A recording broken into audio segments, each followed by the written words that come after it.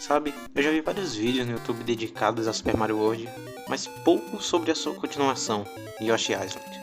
E não é como se não fosse um jogo adorado pelas pessoas. Na verdade, todo mundo que eu vejo falando dele é sempre de como ele é um dos melhores jogos de todos os tempos. Mas até um tempo atrás eu nunca havia jogado o jogo na real. E após eu zerar Super Mario World pela 10ª vez, eu olhei pro Yoshi Island e decidi jogar pela primeira vez.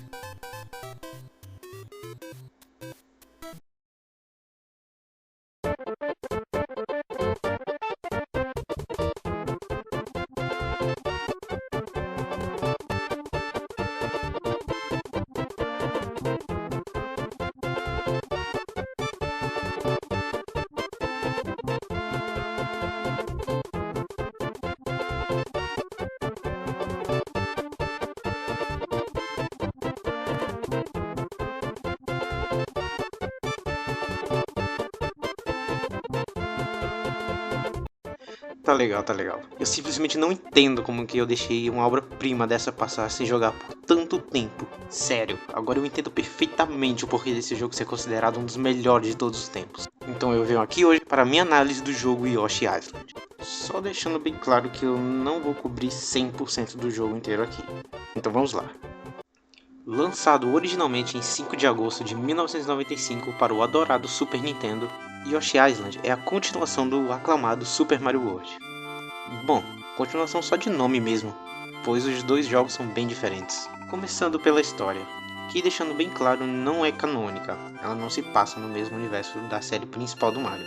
O próprio Yoshi aqui não é o mesmo Yoshi amigo do Mario. Mas então, a história é simples, afinal é Mario. Tudo começa quando a cegonha que estava levando os bebês Mario e Luigi é de repente atacada pelo Kamek, o malvado Magicupa. Ele consegue sequestrar o Luigi, mas o Mario acaba caindo na ilha Yoshi. Enquanto isso, o Yoshi, que como eu disse não é o mesmo Yoshi amigo do Mario, estava andando um passeio no bosque, até que o Baby Mario cai em suas costas.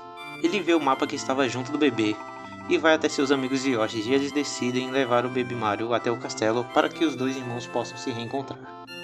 A história é simples, porém combina com o jogo, e as cutscenes iniciais são muito bem animadas e expressivas, assim como todo o resto do jogo. A sua missão aqui é passar pelos 6 mundos que há no jogo. Cada mundo possui 8 fases principais, e a cada 4 fases você enfrenta um chefe.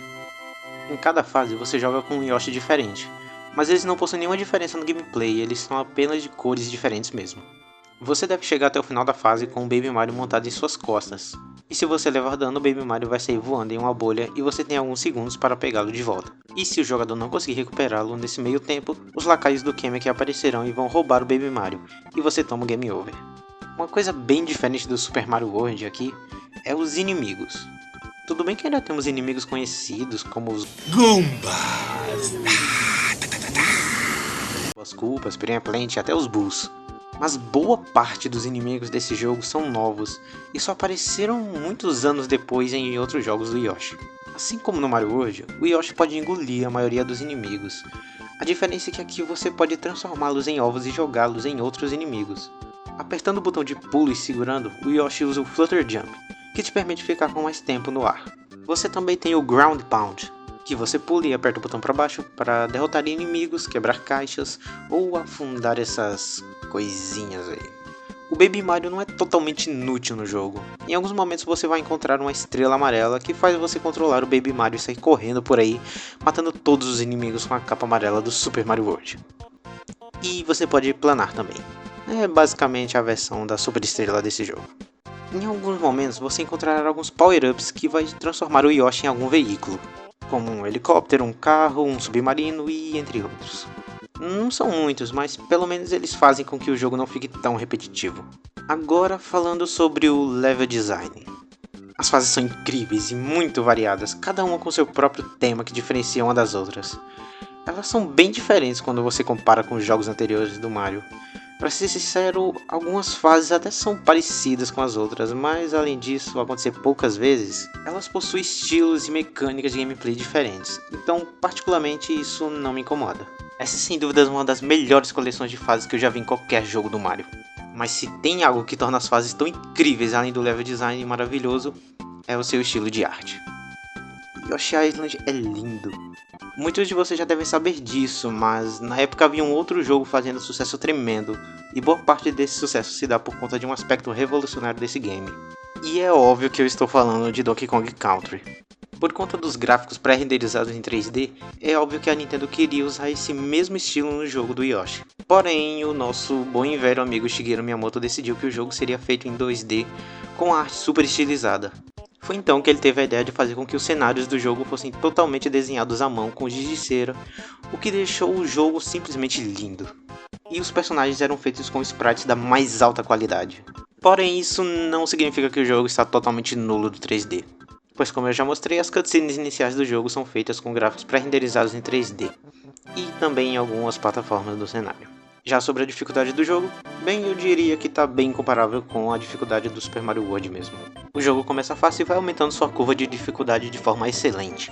Enquanto eu não diria que o jogo tenha fases tão difíceis quanto a Special Zone do Mario World, o jogo tem sim a sua dificuldade, mas não é nada impossível, tá bem no padrão Mario mesmo.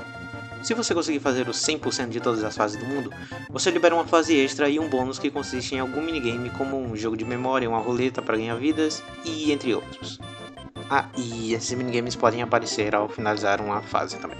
Agora falando sobre uma das minhas partes favoritas do jogo, os chefes. Essa provavelmente é a parte que as pessoas mais criticam no Super Mario World, dizendo que eles não são criativos e que também são repetitivos. O que de fato é verdade, eles realmente não são tão criativos quanto poderiam. Por outro lado, esse com certeza não é o caso com Yoshi Island. Nesse jogo, os chefes são inimigos normais que você encontra durante o jogo, só que gigantes, por conta da magia do Kamek. Eu diria que cada chefe é mais criativo e bizarro que o anterior. Seja contra um slime dentro da barriga de um sapo, ou contra essa coisinha aí. Aqui, as batalhas não são simplesmente sobre pular em cima dos inimigos 2 ou 3 vezes. Não. Como eu disse, os chefes são criativos e cada um deles possui uma mecânica diferente. Por exemplo, o Koopa, que consiste em você pular no casco dele para que ele cuspa os ovos de Yoshi, caso você não tenha, e ficar atirando nele até que o derrube de costas e dar um ground pound nele. Ou o Bigger Boo, onde você precisa atirar os ovos na parede para rebater e acertá-lo, afinal se você tentar acertá-lo diretamente ele fica intangível, afinal ainda é um Boo. Enfim, chefes muito legais e interessantes, e olha que eu nem falei do chefe final. Mas e quanto à trilha sonora? Bem, ela é boa. Não, ela não é boa. Ela é maravilhosa. Mas isso já é de se esperar, até porque ela foi feita pelo mestre Koji Kondo. Este que é provavelmente o compositor mais influente da indústria de jogos. A trilha sonora também é feita em sua maior parte por arranjos, assim como o Super Mario World.